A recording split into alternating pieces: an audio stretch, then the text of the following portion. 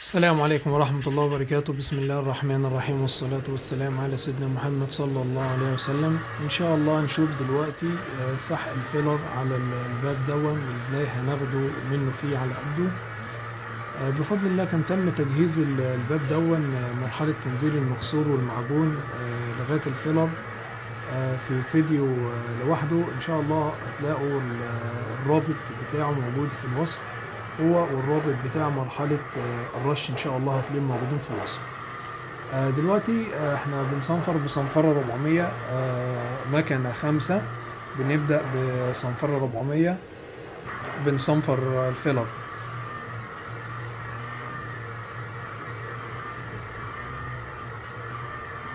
طبعا وانت شغال بالمكنة بتكون يعني شغال برضك بتظبط وبتتابع بإيدك أول بأول الشغل يعني.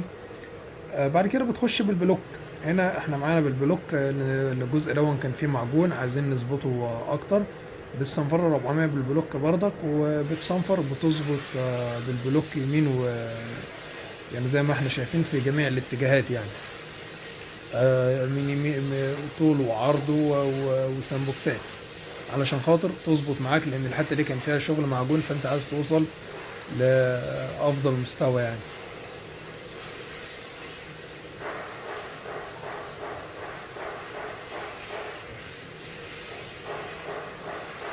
انت ممكن طبعا تصنفر بدل ب 320 بالبلوك دلوقتي عادي، مفيش اي مشاكل، ولكن هتحتاج بعد منها تصنفر بال 400 تاني بالمكنه. تمام، يعني احنا هنخش ان شاء الله بعد 400 بالمكنه بال 500 ماشي كده. لكن ادام دخلت بال 320 هتعوز ان انت ترجع بالمكنه تاني، فانت ممكن دي عادي تسهل على نفسك وتخش بال 320 بالبلوك، تخش بال 320 بالبلوك، لكن ترجع تدي 400 افضل يعني، لان ال 320 في البلوك هتكون حاميه جدا، يعني هتاكل معاك في الفرن اللي هتكون حاميه. دي احنا اللي معانا دلوقتي على الفكره دي اللي بنصنفر بيها الدوران ده وسيط، ده الوسيط اللي احنا بنركبه على المكنه وبنصنفر بيه. ممكن تستخدمه في حاجه زي كده هيكون سهل معاك. ودي صنفره سبونش، يعني صنفره سفنج سبونش اللي هي السوبر فاين.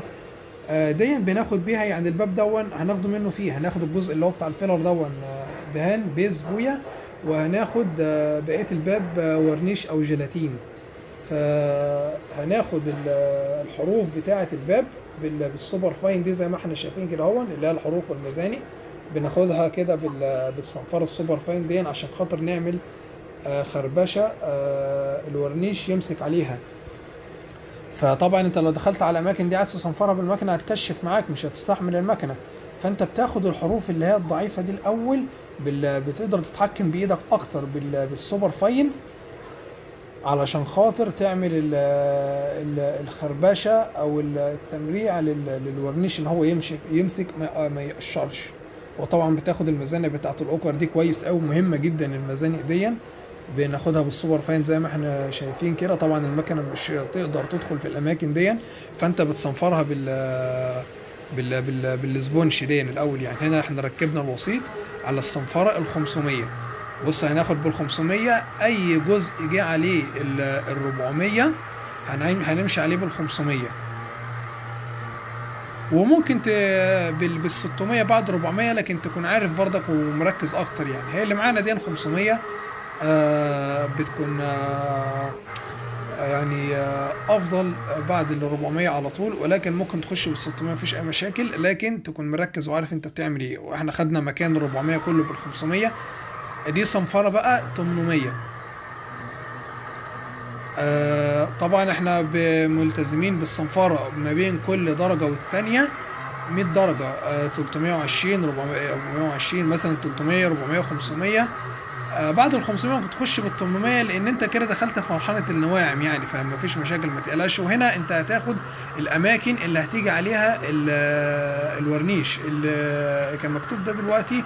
احنا بنصنفر دلوقتي بال 800 مكنه صنفره 3، مكنه صنفره 3، وممكن 5 مفيش اي مشاكل. ولكن لو انت عايز تفضل عايز يعني يعني تمشي افضل يعني مكنه 3، ولكن هي ال5 هتغنيك بال800 مفيش اي مشاكل عادي يعني، اطلاقا خالص خالص مفيش اي مشاكل.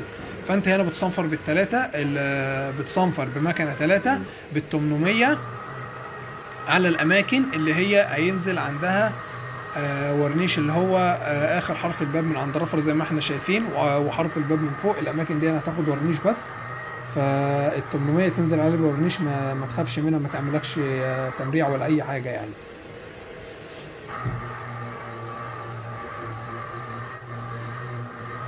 طبعا احنا خدنا بال 800 كله، يعني الباب كله خدناه، مفيش اي مشاكل. الفيلر وغير الفيلر كله اتاخد بال 800. برضك يكون مصلحوينا نفضنا، ننفض كويس قوي قبل التطهير والطهر.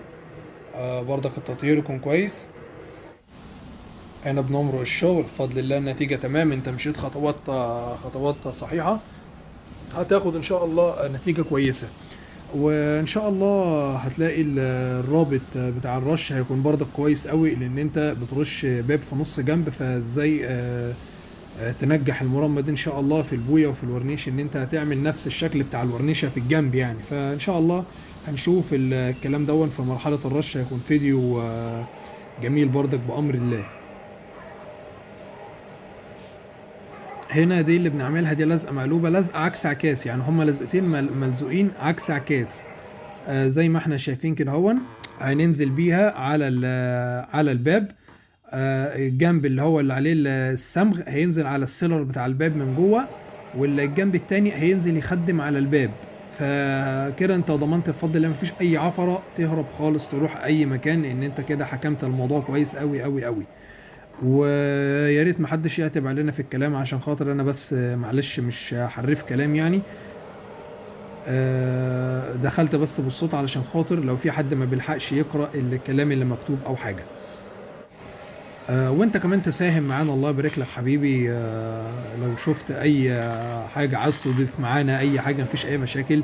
احنا يعني القناة معمولة لله، قناة تعليمية لخاطر لو حد عايز يعرف معلومة او حاجة او يستفاد معانا، وتضيف لنا برضك اي حاجه مفيش اي مشاكل. وهنا اللزق دون لزقتين على بعض بنلزق بيهم والكلام ده. اللزقه دي لما بتخش جوه على الباب بتتني على الباب، بتمنع اي حاجه تعفر الباب من جوه بخلاف الرفرف يعني، فهي مش هتخش للباب اصلا، فاطلاقا مش هتوصل للرفرف. ودي لزقه ازاز لزقناها على الكاوتش، ودي اللزقه مقلوبه عند الهوايه بالظبط علشان خاطر ما يشلعش الدهان معاك بعد رش بعد الرش يعني. ودي لازم مقلوبه برضك. واهم حاجه حبيب الله يبارك لك، الدعاء لكل واحد ساهم في العمل دوت عمل جماعي مش عمل فردي. وتدعي لامواتك وامواتنا وجميع اموات المسلمين، وكل عام وانتم طيبين. والسلام عليكم ورحمه الله وبركاته.